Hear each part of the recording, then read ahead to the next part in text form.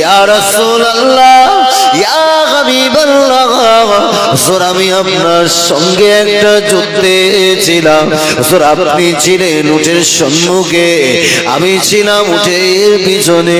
হুজুর আপনি যখন জিহাদে ময়দানে বেদিনদের উদ্দেশ্যে যখন চাবুকটা ঘোরাচ্ছিলেন, ওই চাবুকটা ঘুরে ঘুরে ঘুরে ঘুরে এক পর্যায়ে আমার পিঠে এসে লেগে গেল। ইয়া রাসূলুল্লাহ ইয়া হাবিবাল্লাহ, ওই চাবুকের আঘাতটা আমার পিঠে যখন লেগেছিল, আমি আপনার সাহাবী এত কষ্ট পেয়েছিলাম। জিহাদে ময়দানে আমি আপনাকে কিছু বলতে পারি না। হুজুর যদি আপনি কষ্ট পান, হুজুর যদি আপনি ব্যথা পান, এই কারণে কিছু বলি না। আল্লাহ নবী বললেন, বাবা এখন তুমি আমার কাছে কি চাও? ইয়া রাসূলুল্লাহ ইয়া হাবিবাল্লাহ, হুজুর আপনি আমার পিঠে যেমন মেরেছিলেন, সেমনি ভাবে আপনার পিঠেতে তেমন ভাবে আঘাত করে প্রতিশোধটা আমি নিলে আমার পাওনাটা মিটে যাবে। আল্লাহ নবী বললেন, বাবা তুমি কি তোমার নবীকে মারবে? ওই সময় আল্লাহ নবীর সাহাবী হযরত আবু বকর রাদিয়াল্লাহু আনহু ওই জায়গাতে দাঁড়িয়ে আল্লাহ নবীর সাহাবীকে ডেকে বললেন, ও আমার নবীর সাহাবা, আমার নবীকে মেরো না, আমার নবী বড় দুর্বল, আমার নবীর শরীর বড় জয়ী, আমার নবীকে মারলে আমার নবী জ্বালা সহ্য করতে পারবে না, আমার নবীকে মেরো না। আমি আবু বকর জানিয়ে দিলাম, আমার নবী মারার পরিবর্তে আমি আবু বকর আমার পিঠটাকে পেতে দেব, আমার নবীর পরিবর্তে আবু বকরের পিঠের উপরে মেরে প্রতিশোধটা নিয়ে নাও। জোরে বলি চাঁদনি রাতে আমি ভাবি নিরালায়, চাঁদনি রাতে আমি ভাবি নিরালায়, চাঁদের থেকেও আরো জ্যোতি নবী দয়াময়।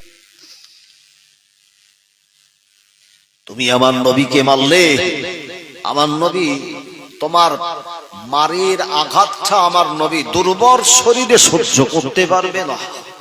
আমি আবু বকর বেঁচে থাকতে নবীর দেহে একটা কেউ আঘাত মারুক, আমি আবু বকর কখনো চাই না, বরং আমার পিঠ পেতে তোমার যে পাওনা তুমি আমার পিঠে মেরে প্রতিশোধটা নিতে পারো।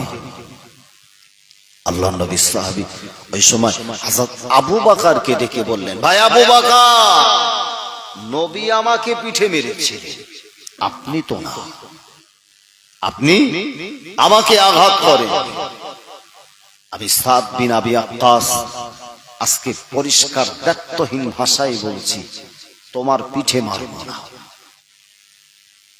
আল্লাহ নবী সাহাবী ওই সময় সাদ বিন আবি ওয়াক্কাস রাদিয়াল্লাহু আনহু ওই জায়গাতে দাঁড়িয়ে হযরত আবু বকরকে ডেকে বললেন, ও বাবা নবী সাহাবী আবু বকর, তোমাকে মারব না, আমার নবী আমার পিঠে আঘাত করেছিলেন, আমার নবীর পিঠে আঘাত করে আমার পাওনাটা মেটাতে চায়। হযরত আবু বকর কথা বরেতে চোখ দিয়ে দদ্দর দদ্দর করে পানি গড়িয়ে যায়, এত কান্না কাঁদে আবু বকর সিদ্দিক রাদিয়াল্লাহু আনহু। ওই সময় সাদকে ডেকে বললেন, ও ভাই সাদ, এত নিষ্ঠুর হয়ো না গো, আমার নবীকে মেরে তোমার কোনো লাভ হবে না। আমার নবী যখন তোমার পিঠে আঘাত করেছিল, ওই সময় আমার নবী ইচ্ছাকৃতভাবে তোমাকে মারে না, বরং আমার নবী ওটা অনিচ্ছাকৃত বশত তোমার গায়ে লেগেছিল। আল্লাহ নবী সাহাবা আবু বকরের কথা শুনে না, আল্লাহ নবীর সাহাবী হযরতে ওমর দাঁড়িয়ে গেল। ওই সময় সাদকে ডেকে বললেন, ও ভাই সাদ, ও ভাই সাদ, আমি ওমর জানিয়ে দিলাম আমার বিরুদ্ধে মেরে আল্লাহ নবীকে ছেড়ে দাও, আমার নবীকে মারবে না। আল্লাহ নবী বললেন, বাবা ওমর সবর করো, সবর করো, সবর করো, বসে যাও। আমার সাহাবী যখন সে আমাকে মারলে খুশি হবে, আমি আল্লাহ নবী আমার পিঠটাকে তার জন্য পেতে দেব।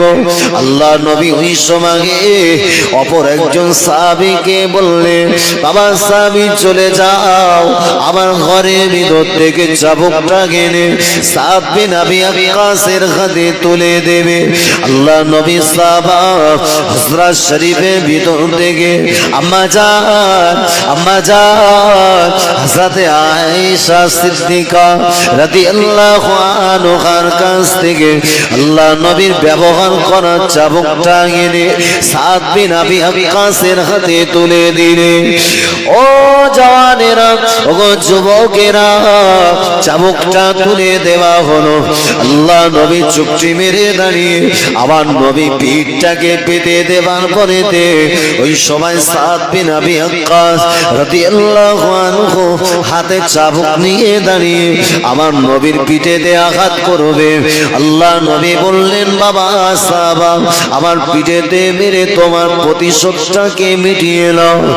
আল্লাহ নবীকে উদ্দেশ্য করে সাদ বিন আবি ওয়াক্কাস রাদিয়াল্লাহু আনহু আল্লাহ নবীকে বলেন, না ইয়া রাসূলুল্লাহ, হুজুর আপনি আমার পিঠে যখন মেরেছিলেন, আপনার মার যখন আমি খেয়েছিলাম, আমার পিঠেতে কোনো জামা ছিল না, উন্মুক্ত পিঠটা মোবারক। যখন আপনি আমাকে মেরেছিলেন তেমনি ভাবে পিঠের জামাটা আলগা করে দেন। আপনার উন্মুক্ত পিঠে আমি সাদ বিন আবি ওয়াক্কাস আপনার খোলা পিঠে চাবুকটা মারব। ও জানেরা, হযরতে আবু বকর রাদিয়াল্লাহু আনহু, হযরতে ওমর, হযরতে আলী, হযরতে হাবশী বেলাল দাঁড়িয়ে জারে জার হয়ে কাঁদতে লাগে।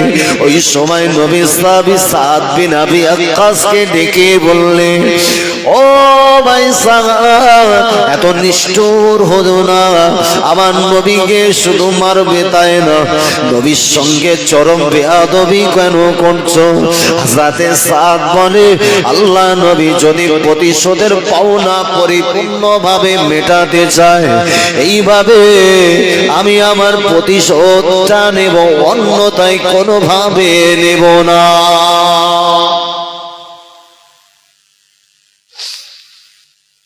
প্রতিশোধ হবে। পিঠ যেমন আলগা উন্মুক্ত খোলা পিঠ, তেমন নবী আমার ওই জায়গাতে ওই অবস্থায় মেরেছে। আমি চাই আমার পিঠে যেমন জামা ছিল না, নবীর পিঠে থাকবে কেন? হযরত সাদ বিন আবি ওয়াক্কাসের কথা শুনে নবী সাহাবীরা তো সবাই একেবারেই, একদিকে নবী সাহাবীদের কান্নার রোল পড়েছে, নবীর কিছু বিশিষ্ট বিশিষ্ট সাহাবা আশ্চর্যিত অবস্থায় একেবারে রাগে যেন হযরত সাদ বিন আবি ওয়াক্কাস রাদিয়াল্লাহু আনহুকে মারার জন্য সম্পূর্ণ প্রস্তুত। নবী বলছেন, বাবা সবর করো, আমি মুহাম্মদ পৃথিবীতে এসেছি ইনসাফ প্রতিষ্ঠা করার জন্য, আমি মুহাম্মদ দুনিয়ার জমিনে এসেছি মানুষের হকটাকে পরিপূর্ণ মিটিয়ে দেওয়ার জন্য। মুহাম্মদ সাল্লাল্লাহু আলাইহি ওয়াসাল্লাম কারোর হক মেরে কবরে যাবে, এটা কখনো হতে পারে না। এর জন্যই তো আল্লাহ আমার একটা নাম দিয়েছিলেন আবুল কাসিম। এক বছরে বলে নেই, প্রতিষ্ঠাতার পিতা।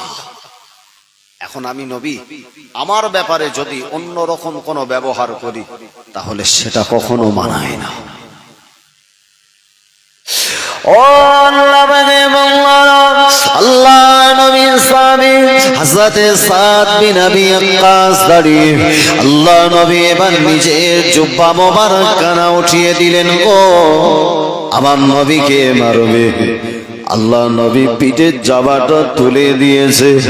জুব্বাটা তুলে দেওয়া পরে আল্লাহ নবী বললেন, বাবা সাদ, আমার পিঠেতে আঘাত করো, তেমন ইচ্ছা তুমি আমার পিঠেতে মারো। তুমি জানো কিয়ামতের দিন, মুসিবতের দিনে তুমি আমাকে কোনোভাবে জানো কোনো ব্যাপারে অভিযোগ দায়ের করবে না। আল্লাহ নবী সাহাবা হযরতে সাদ বিন আবি ওয়াক্কাস রাদিয়াল্লাহু আনহু যখন আমার নবীর পিঠটাকে সম্পূর্ণ খোলা পেয়ে গেল, আল্লাহ নবীকে চতুর্দিক থেকে নবী সাহাবীরা দেখে আমার নবীকে মারার জন্য সাদ সামনের দিকে এগিয়ে যাচ্ছে।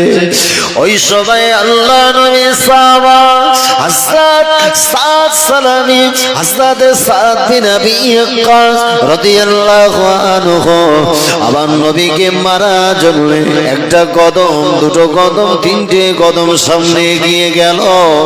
আমার নবীর পিঠটাকে খালি দেখতে পেয়ে সাদ বিন আবি ওয়াক্কাস হাত থেকে চাবুকটাকে জমিনের উপরে ফেলে দিয়ে আল্লাহ নবীকে পিঠটাকে সুন্দর করে জড়িয়ে ধরে আমার নবীর গর্দান বরাবর, আমার নবীর দুই স্কন্ধ কাঁধে বরাবর আল্লাহ পাক পৃথিবীর জমিনে আমার নবীর দেহের সঙ্গে একটা মোহরের নবুয়ত দান করেছিলেন। ওই মোহরের নবুয়তে এসে হযরত সাদ চুমা দিল। আল্লাহ নবীর এবার চুমা দেওয়ার পরে কদমটা জড়িয়ে ধরে হাউ হাউ করে কাঁদতে লেগেছে। ইয়া রাসূলুল্লাহ, ইয়া হাবিবাল্লাহ, হুজুর আমি সাদ, আমি আপনাকে মারবো কখনো আশা করি না। হুজুর আপনাকে কিভাবে মারতে পারি? হুজুর আপনার মারা তো দূরের কথা, আপনার জন্য সাদ বিন আবি ওয়াক্কাস সহ সাদ বিন আবি ওয়াক্কাসের পিতা মাতা কুরবান হয়ে যায়। ইয়া রাসূলুল্লাহ, ইয়া হাবিবাল্লাহ, হুজুর জীবনের একটাই মাত্র আশা, আপনার মোহরের নবুয়তে সাবান দিয়ে একটা বার চুমা দেব, ইচ্ছাটা মিটে গেল। আমার মনে প্রাণে বিশ্বাস যে সাবান দিয়ে আপনার মোহরের নবুয়তে চুমা দিলাম, আল্লাহ পাকে ঠোঁটটাকে কত আল্লাহ মর্যাদা দান করবে। আমার ঠোঁট মোবারকটাকে আপনার মোহরের নবুয়তে চুমা দেওয়ার কারণে আল্লাহ পাক আমার দেহ মোবারকটাকে আল্লাহ তাআলা কঠিন আযাবে জাহান্নামের আগুন থেকে হারাম করে দেবে। জোরে হবে না, চিল্লে হয় না, নারে তাকবীর। আমি আপনাকে মারবো, আপনি ভাবেন কিভাবে? পৃথিবীর জমিনে ইনসাফ প্রতিষ্ঠায় মুহাম্মদ সাল্লাল্লাহু আলাইহি ওয়াসাল্লামের যে অনবদ্য অবদান গোটা বিশ্বে অন্য কেউ আর রাখেনি। পৃথিবীর বুকে মানবতার মূর্ত প্রতীক নাম তার হচ্ছে মুহাম্মদ সাল্লাল্লাহু আলাইহি ওয়াসাল্লাম। আমার নবীর শানে বিভিন্ন বৈজ্ঞানিক মনীষী বর্গগণ তারা বলেন Muhammad is the greatest example of world humanity. গোটা বিশ্বের বুকে যদি মানবতার শ্রেষ্ঠ নিদর্শন উদাহরণ নিতে হয়, নাম হচ্ছে তার মুহাম্মদুর রাসূলুল্লাহ। এক বছরে বলে, চিল্লে বলে, নারে তাকবীর। দরুদ শরীফ আল্লাহুম্মা সাল্লি